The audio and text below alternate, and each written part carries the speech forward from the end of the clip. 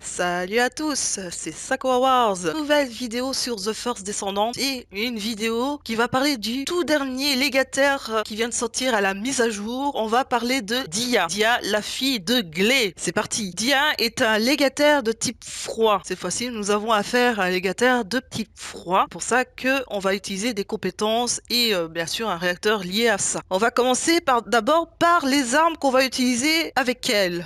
Bien sûr, ça va être des armes de corps à corps. On va parler des 3 armes qui sont sorties en corps à corps. On va parler de Ombre, principalement, Deus et Hypernova. Ce seront les armes de mêlée qui seront mis en prioritaire. Au niveau du réacteur, nous allons passer à un réacteur de type fusion glaciale. Pour ma part, moi, j'ai choisi comme option supplémentaire les boosts de puissance pour les compétences fusion et froide. Dégâts critiques aussi, c'est très bien aussi comme option. Chacun fait comme il le semble le mieux. Pour ma part, je préfère les boosts. Pour les composants externes, il y a différentes sortes que vous pouvez utiliser. Il y a par exemple le set de bravoure qui permettront de récupérer ses compétences plus vite et donc la réutilisation des compétences un peu plus rapidement. Vous pouvez aussi utiliser le faucheur aussi pour les munitions, pour les armes de corps à corps.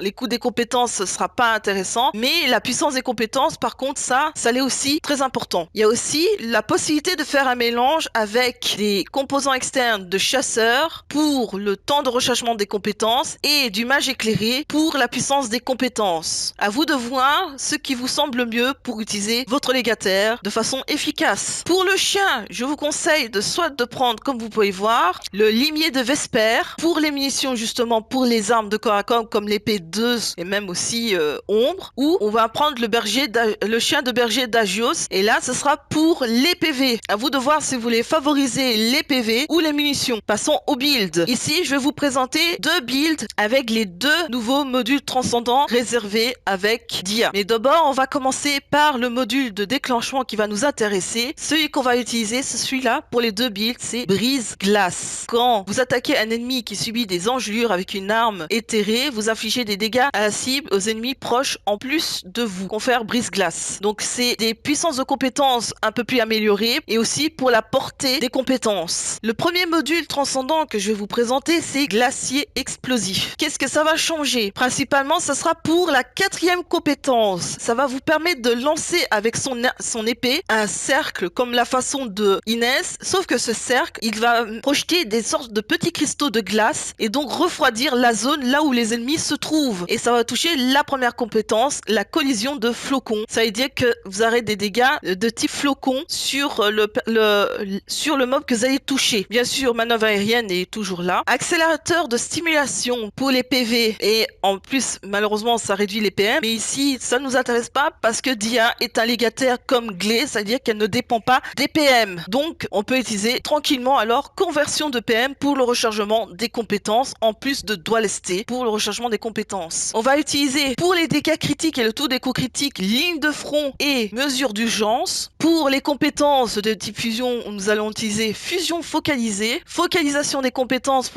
pour les dégâts critiques des compétences, froid focalisé pour la puissance des compétences de type froid, extension de compétences pour la 4e compétence de Dia qu'on vient de parler, le cercle qui permet de geler les ennemis quand ils sont dedans. Donc c'est important d'agrandir le cercle pour pouvoir toucher plus d'ennemis. Et j'ai rajouté le module ancien qui vient de sortir en même temps qu'elle, détermination esquisse avec boost de puissance froid, défense et modification des compétences de fusion. Il est toujours en modification, je compte bien encore le modifier. Ce build là, il est très bien, je trouve ça très bien. Il fallait le temps que je comprenne l'utilisation de la 4e compétence parce qu'il faut bien le placer pour pouvoir mettre son cercle et que ça soit au sol et que les ennemis puissent être touchés par cette compétence. Mais ce module transcendant est très intéressant. Passons au 2e build. Comme vous pouvez voir, il y a toujours brise-glace qui est dessus, manœuvre aérienne, et là on va s'attaquer ici au module transcendant lance de givre. C'est quoi? En fait, ça va toucher la 3e compétence intense. Ici, comme vous pouvez voir, vous allez avoir une espèce d'attaque très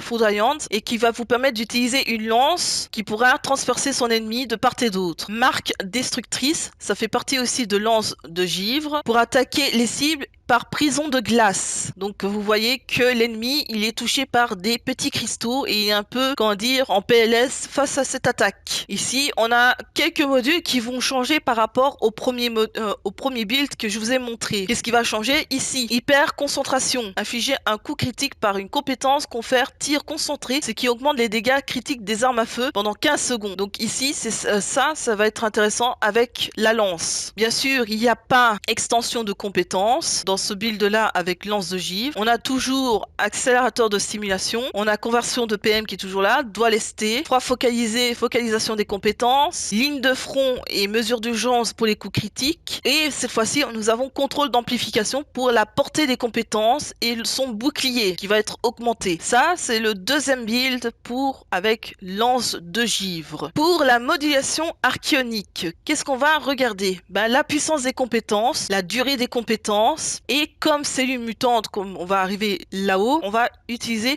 vulnérabilité aux engelures pour justement la puissance des compétences de type froid. Puis on va descendre en passant par les PV pour atteindre ici, pour avoir neutralisation de la défense, pour justement neutraliser les PV, neutraliser la défense des ennemis en passant par les PV. Et les deux derniers points, je les ai mis dans les PV. Au renforcement d'inversion, nous allons utiliser bien sûr un truc, c'est celui de la saison. On va utiliser comme renforcement, c'est celui-ci. Refroidissement spécial. Émission réfrigérante spéciale, portée des compétences plus 15 pendant 10 secondes. Quand vous incarnez le getter d'IA, vous touchez un ennemi avec une compétence à 50% de chance de conférer application réfrigérante spéciale. Donc c'est un module spécifique pour DIA. Donc on va utiliser alors celui de saison. On va aussi utiliser carapace renforcée pour la modification des dégâts subis, et ici, nous allons utiliser suprématie spatiale, portée des compétences plus 2,4 pendant 30 secondes. Comme d'habitude,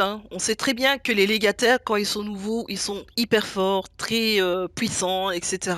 Et pour ma part, je me fais pas encore à son gameplay dans le sens où on combat au corps à corps. Je suis pas très doué pour le corps à corps, mais je continuerai encore le test. Dites-moi en commentaire si vous avez réussi déjà à obtenir DIA ou si vous êtes en cours de farming pour obtenir ce légataire. J'ai hâte de lire vos commentaires. Et c'est ici qu'on va s'arrêter. N'hésitez pas à liker, commenter. Si c'est pas encore fait, abonnez-vous à ma chaîne YouTube. Je suis en live tous les soirs sur Twitch à 19 h. N'hésitez pas à me faire un petit coucou. Mon Discord, Sakura's Play. N'hésitez pas à le rejoindre. Et je vous dis ciao ciao.